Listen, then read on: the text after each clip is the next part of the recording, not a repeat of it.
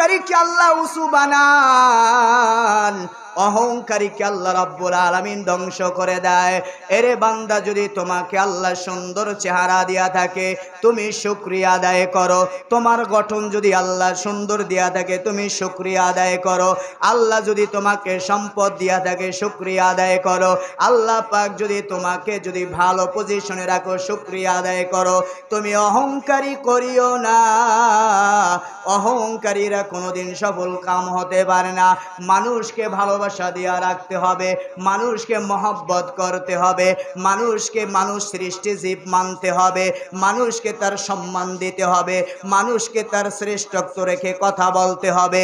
নিজেকে পাওয়ার মনে করে কোনোদিন অহংকারী করবা না, নিজেকে শ্রেষ্ঠ মনে অহংকারী করবা না। কারণ যদি আল্লাহর নবীর উম্মত হয়ে থাকো, যদি আল্লাহকে বিশ্বাস করে থাকো, আল্লাহর সৃষ্টিকে ভালোবাসবা, নবীর উম্মতদেরকে মহব্বত করবা, নিজেকে শ্রেষ্ঠ মনে করবা না। কারণ সম্পদ কোনোদিন মানুষ কবরে নিয়ে যাইতে পারে না। এত সুন্দর চেহারা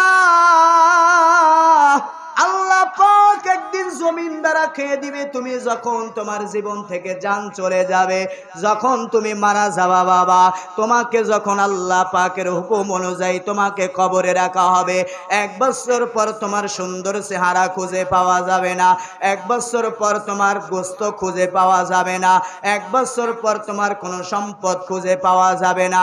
কালো মানুষের হাড্ডিও কবরে পড়ে থাকবে, তোমার সুন্দর চেহারার হাড্ডিও পড়ে থাকবে বাবা, সব কিছু পড়ে থাকবে। কে গরিব, কে ধনী, কে কালো, কে ফর্সা, সেটা পরীক্ষা করার মতো কোনো উপায় থাকবে নি?